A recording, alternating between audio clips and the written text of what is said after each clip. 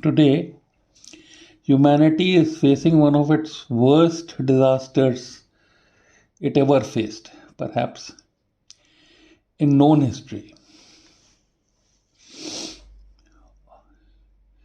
और इसलिए क्योंकि बात ज़्यादा समझ में आए इसलिए इसके बारे में हिंदी में कहना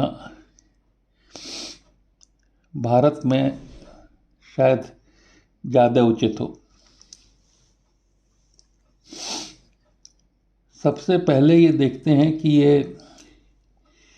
एक वायरस है जिसके ऊपर इस तरह से चिपकने वाले पैर लगे हुए हैं। इन पैरों को हम लोग का जो टिप है वो स्टिकी है। इसको हम लोग स्पाइक प्रोटीन कहते हैं। जब ये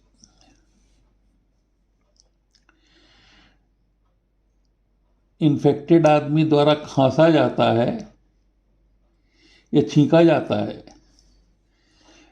तो ये छोटे छोटे ड्रॉपलेट्स में करोड़ों इस तरह के पार्टिकल होते हैं जिनके अंदर वो मैकेनिज्म होता है जो कि आपकी बॉडी सेल्स को इसी तरह के पार्टिकल बनाने के लिए मजबूर कर देता है। ये मटेरियल जो है इस पर्टिकुलर वायरस में RNA है, राइबो न्यूक्लिक एसिड है।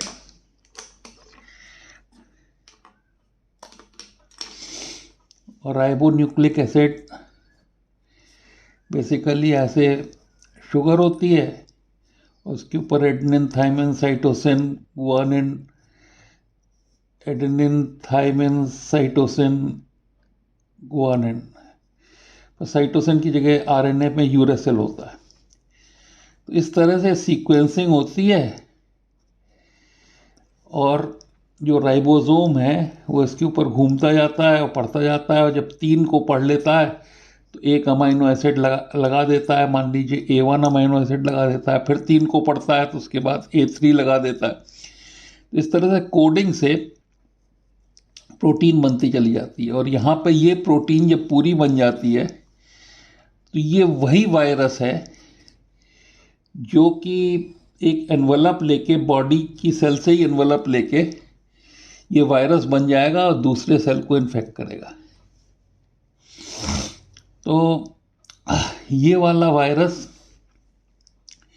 ड्रॉपलेट साइज अगर 5 माइक्रोन से भारी है तो नीचे गिर जाएगी और सरफेस पे रहेगी और जब हाथ से सरफेस आप छुएंगे तब आपको इन्फेक्ट कर सकती है। अगर ये 5 माइक्रोन से हल्की है तो ये हवा में फ्लोट करती रहेगी। इसको हम लोग एरोसॉल कहते हैं। और जब आप इसके थ्रू पास होंगे तब ये एरोसॉल आपके नोज वगैरह में, नोज में, उसके पीछे जो फेरिंग्स होता है, तो नोज और नेज़ोफेरिंग्स में सेल्स को इन्फेक्ट करने का पोटेंशियल रखता है। अगर मान लीजिए विंडो खुली है, पंखा चल रहा है, हवा चल रही है, विंड वेलोसिटी है, तो एरोसॉल अपनी जगह पर नहीं ठहरेगा और बह जाएगा। तो अगर इतनी सी बात समझ में आ गई हो तो अगर मास्क पहने हैं, अगर डिस्टेंसिंग रखते हैं तो ये वायरस आपके अंदर नहीं घुस पाएगा। तो ये तरीके हैं। और आप अगर ऐसे स्पेसेस अवॉइड करते हैं जहाँ पे बहुत सारी भीड़ हो, सोशल डिस्टेंसिंग ना हो पाए, तो फिर प्रॉब्लम नहीं हो पाएगा। आज के दिन, कल जो है भारत में 1,15,000 नए केसेस थे, आज बढ़ के 1,45 हो गए थे कल तक। तो 30 हज़ार ज़्यादा लोग दिन पर दिन बढ़ते जा रहे हैं। तो कर्व ऐसे है, कब पीक करेगा जब लोग बचेंगे ही नहीं, ऐसे लोग जो कि या तो इन्फेक्टेड हों या वैक्सीन न लगी हो, बचेंगे ही नहीं, तब वायरस कहीं जा ही नहीं पाएगा। ये जो है ये पीक करके एपिडेमिक पैंडेमिक समाप्त हो जाएगी।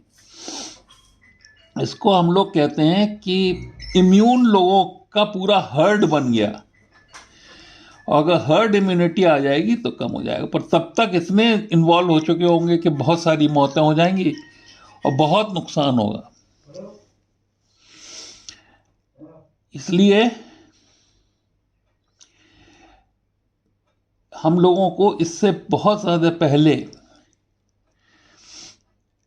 लोगों को ज़्यादा से ज़्यादा वैक्सीन करके हर्ड इम्यूनिटी को हेल्प करना चाहिए, और वो वैक्सीनेशन कैंपेन चल रहा है। पर वायरस वैक्सीन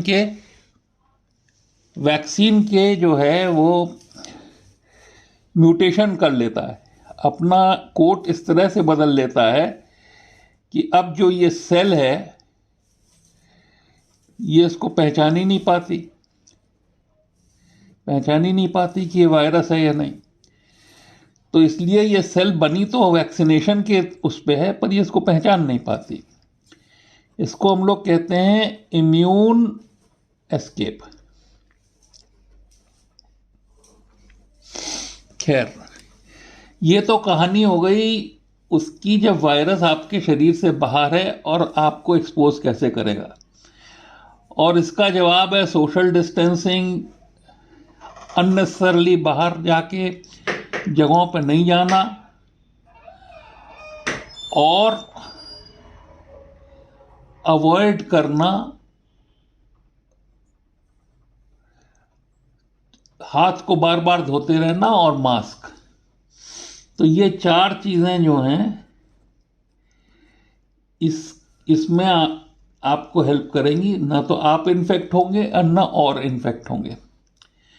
पर इसका जो डाउन साइड है वो ये है कि सारी कार्यक्रम बंद हो जाते हैं देश में। जो गरीब है उसको उसकी रोटी के लाले पड़ जाते हैं और इकोनॉमिक नुकसान होता है। तो ये जो चीज़ें हैं, जो लॉकडाउन इत्यादि है, इसका एक ज़बरदस्त इकोनॉमिक कॉस्ट है भारत पर भी और दुनिया पे भी। इसलिए इससे जो है वो जल्दी से जल्दी इजाफा पाना बहुत बहुत परम आवश्यक है। अब हम उन लोगों को सलाम करके, मोहम्मद बीन साहब को, तैसा लॉरी साहब को और जोसेफ कैम्बल साहब को सलाम करके, जिनकी कृपा से मुझको ये ज्ञान प्राप्त हुआ मैं आपको विसर्जित कर सकूं, वो कहानी बताता हूं जो कि वायरस के अंदर की कहानी है। जब अंदर पहुंचता तो क्या होता। तो ये सेल की मेम्ब्रेन है और इसके ऊपर एक रिसेप्टर है। ये रिसेप्टर जो है एंजियोटेंसिन कन्वर्जन एंजाइम का रिसेप्टर है, जो कि 1 से लेके 2 में बदल जाता है। अब वायरस की जो स्पाइक प्रोटीन है, ये वायरस की जो स्पाइक प्रोटीन है इस पे चिपक जाती है।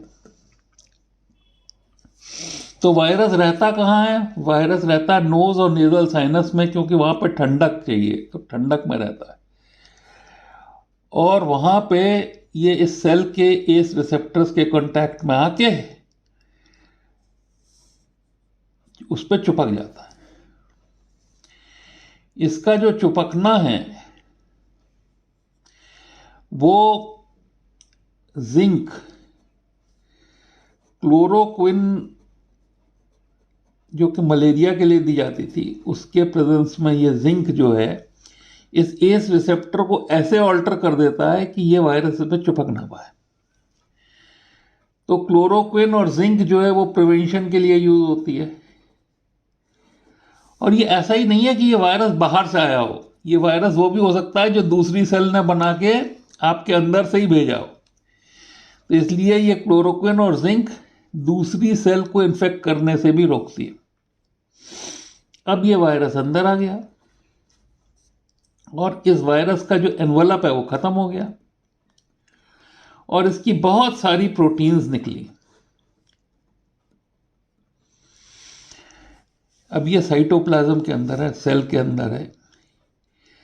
अब ये प्रोटीन जो हैं इनको सेल के न्यूक्लियस में घुसना है और सेल के न्यूक्लियस में इनको एक प्रोटीन जो होगी वो यूँ पकड़ के इसको यूँ खींच के इसके अंदर घुसा देगी, न्यूक्लियस के अंदर।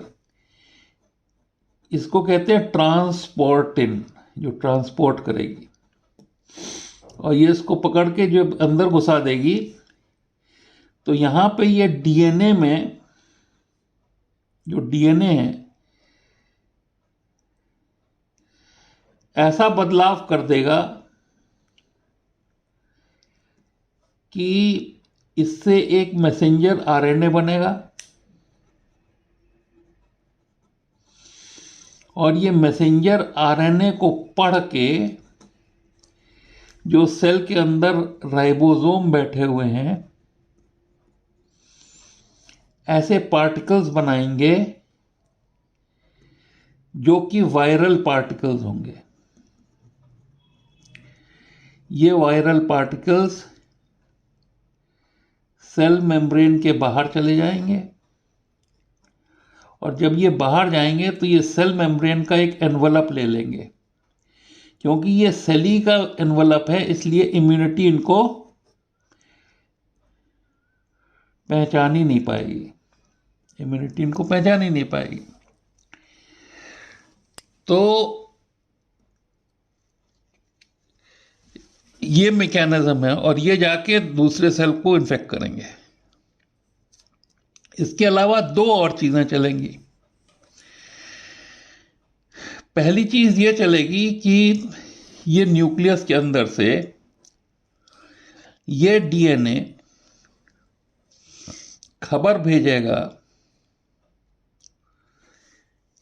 दूसरी सेल को कि हम बीमार हैं, तुम लोग अपने रिसेप्टर्स या गेट्स बंद कर लो, शटर डाउन कर लो, जिससे कि तुम इन्फेक्ट ना हो पाओ। इसको हम लोग कहते हैं इंटरफेरॉन सिस्टम। ये इंटरफेरॉन सिस्टम दूसरी सेल पे जाएगा और उनके गेट बंद करा देगा। तो ये वायरस जो है, ये जो नए वायरस आ रहे हैं, ये इसको इन्फेक्ट नहीं कर पाएंगे। दूसरी तरफ ये वो चीज भेजेगा जो कि बॉडी के डिफेंस मैकेनिज्म को एक्टिवेट करती हैं। उनको हम लोग कहते हैं साइटोकाइंस। तो चाहे तो वायरस की कुछ प्रोटीन्स होती हैं जिनको एलपीएस कहते हैं, लाइपोपॉलीसैकेराइड, और चाहे ये आके जो इम्यून रिएक्शन है उसको एक्टिवेट कर देंगे और इन्फ्लेमेशन हो जाएगा। तो एक तो सेल मर रही है वायरस से और अब एक प्रॉब्लम शुरू हो जाएगी इन्फ्लेमेशन से। तो अब अगर आप लंग को देखें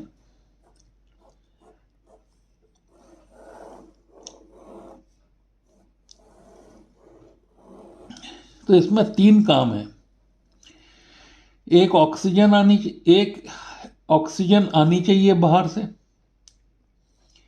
इसको हम लोग कहते हैं वेंटिलेशन। एक यहां दिल से जो है वो ब्लड आना चाहिए, इसको हम लोग कहते हैं परफ्यूजन।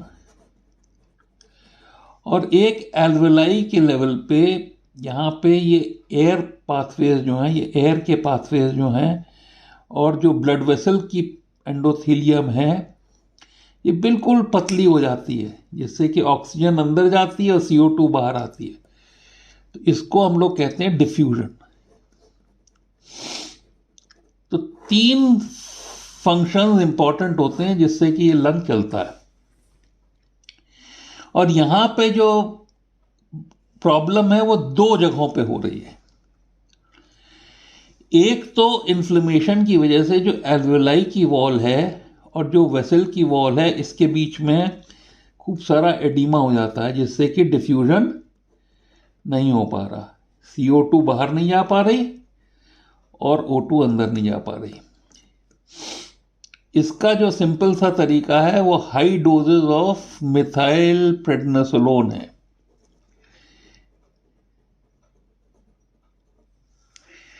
जो कि अस्पताल में मिलता है। दूसरा बात ये होती है कि ये वायरल भाई है, यहाँ पे ये वायरस बदमाश हैं, इनके रिसेप्टर्स जो होते हैं, ये रिसेप्टर्स जो आपकी रेड ब्लड सेल्स हैं उन पे एक, ये रेड ब्लड सेल्स जो होती हैं इनके ऊपर एक रिसेप्टर होता है, इनके ऊपर एक रिसेप्टर होता है, उसको कहते हैं CD147। ये CD147 से ये वायरस चिपक जाता है। अब इसी तरह से एक इधर वाला इधर वाली सेल से चिपक गया, इधर वाला इधर वाली सेल से चिपक गया, इधर वाला इधर वाली सेल से चिपक गया, तो एक सारी सेल्स को ये चिपका लेता है।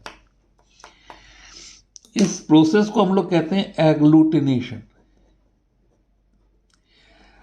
तो अब एक सेल तो जो है कैपिलरी से निकल जाती, इतनी मोटी कैपिलरी है तो एक सेल तो निकल जाती, पर ये रूले तो फंस जाएगा ना उसमें। अब मान लीजिए ये रूले फंस गया, तो यहां पे ब्लड जो है वो जमा हो गया, स्टेसिस हो गई, और स्टेसिस करके जब भी ब्लड में स्टेसिस होती है तो वो क्लॉट कर जाएगा। तो आपका क्लॉटिंग फैक्टर कम होने लगेगा, वो आपका डी डाइमर से पता लगता है, डी डाइमर टेस्ट से पता लगता है कि क्लॉटिंग हो रही है, प्लेटलेट्स कम होने लगेंगी। और इस क्लॉट की वजह से ये जो यहां से ब्लड ऑक्सीजनेट होने के लिए जा रहा था ना, हार्ट से ब्लड ऑक्सीजनेट होने के लिए गया, नीला ब्लड बिना ऑक्सीजन के, और लाल होके लौटा, तो ये रुक जाएगा। तो न केवल डिफ्यूजन अफेक्ट हो रहा है पर परफ्यूजन भी अफेक्ट हो जाएगा। और इससे क्या होगा कि आपकी PO2 घटने लगेगी ऑक्सीजन, और CO2 बढ़ने लगेगी, क्योंकि एक्सचेंज नहीं हो पा रहा। और प्रोबेबली इसी वजह से अगर ये चीज़ बहुत एक्सटेंसिव हो जाए तो मॉर्टेलिटी हो जाएगी। वर्ल्ड ओवर मॉर्टेलिटी करीब 3% केसेस जो कि डिटेक्ट हो रहे हैं उनमें, और ये मॉर्टेलिटी घटाई जा सकती है। अब ये सिनेरियो है, ये पैथोजेनेसिस है। और अगर 100 कैरियर्स हैं जो कि वायरस फैला रहे हैं तो 20 सिम्टोमेटिक होंगे, 1/5। तो जितने आपको दिख रहे हैं बीमार, उससे 5 गुना ज्यादा बीमारी फैला रहे हैं, कैरियर्स हैं, स्प्रेड कर रहे हैं। अब इन 20 में कुछ हॉस्पिटलाइज होंगे, कुछ में ऑक्सीजन गड़बड़ होगी तो वो ICU में जाएंगे या HDU में जाएंगे, और उनमें कुछ की डेथ हो जाएगी।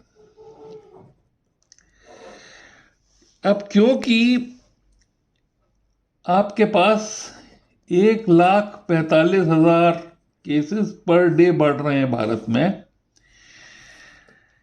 और ये 1,45,000 कौन से हैं जो कि डिटेक्टेड हैं, ये वाले। तो जबरदस्त नंबर ऑफ पीपल हैं जो कि मर जाएंगे। इसलिए ये क्रिटिकल है। क्रिटिकल का मतलब होता है कुछ ना कुछ करिए, पर करिए समय से।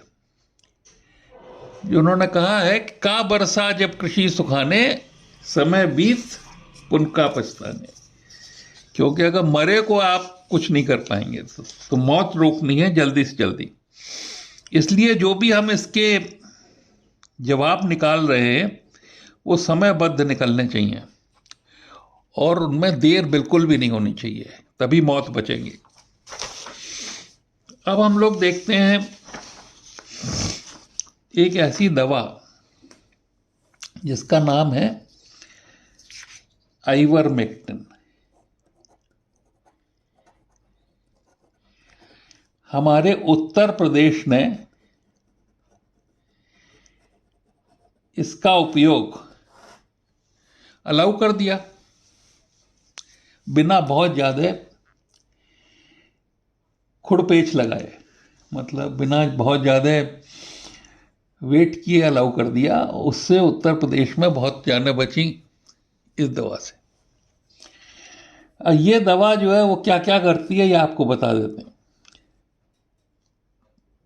और फिर आपको ये बताते हैं कि कितनी जानें बचने की आशंका है और कितने प्रिवेंशन होने की आशंका है इस दवा की वजह से। ये दवा जो है वो वर्म इन्फेस्टेशन के लिए 40 साल से दी जा रही है, दुनिया भर में दी जा रही है, करोड़ों लोगों को दी गई है, बिलियंस। और इसकी साइड इफेक्ट से टोटल रिपोर्टेड डेथ जो है वो 4 से 5,000 हैं खाली। इसलिए ये दवा पहली बात सेफ है, दूसरी बात बहुत ही चीप है,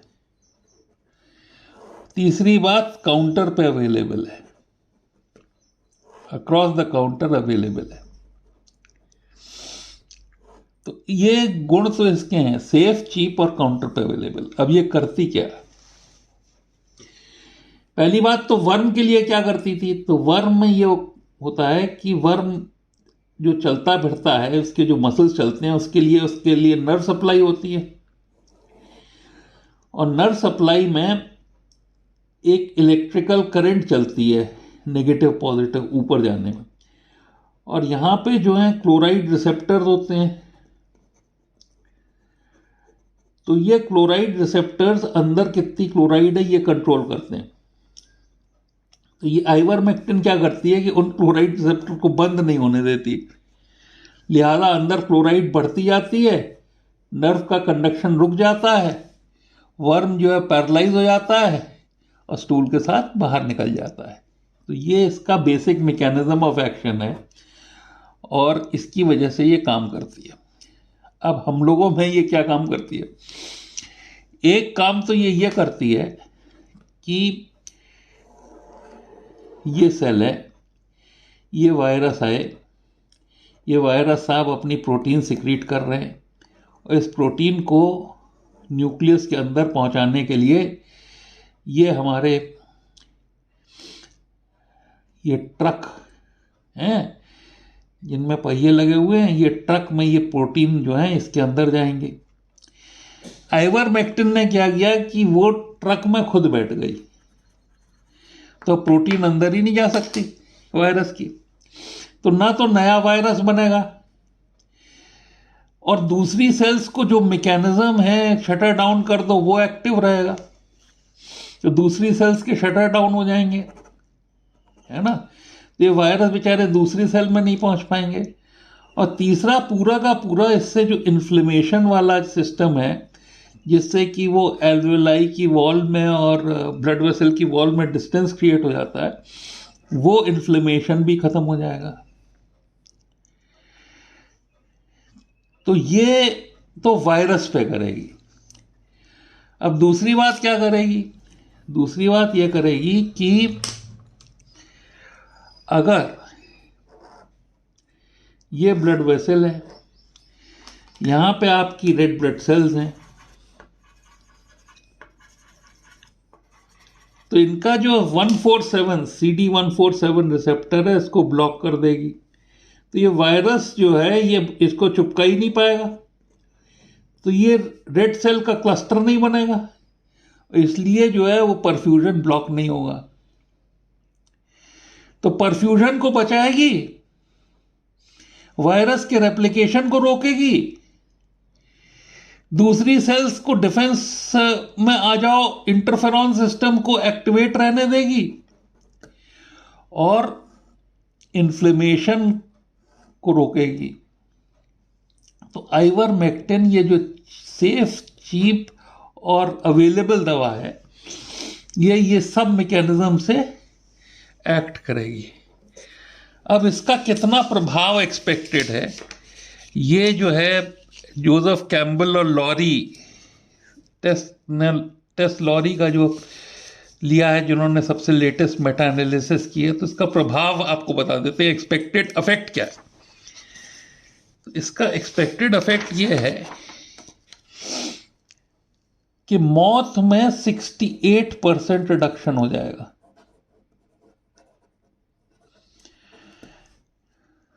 जहां अगर 100 मरने चाहिए तो वहां 32 मरेंगे, शायद 10 में 2 या 8, हाँ 32 मरेंगे। 100 की जगह 100 नहीं मरेंगे, 32 मरेंगे खाली। 68% रिडक्शन इन डेथ, और ट्रांसमिशन में 93% रिडक्शन हो जाएगा। इसका मतलब अगर 100 इन्फेक्ट हो जाते तो अब खाली 7 इन्फेक्ट होंगे।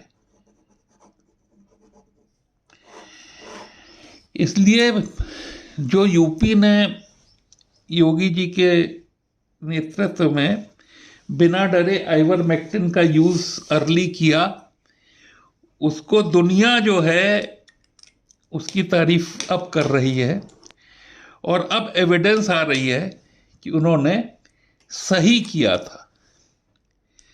तो इन शब्दों के साथ मैं ये बहुत ही इम्पोर्टेंट वीडियो कोरोना पेंडेमिक पे कंप्लीट करके अपना कर्तव्य पूरा करता हूँ।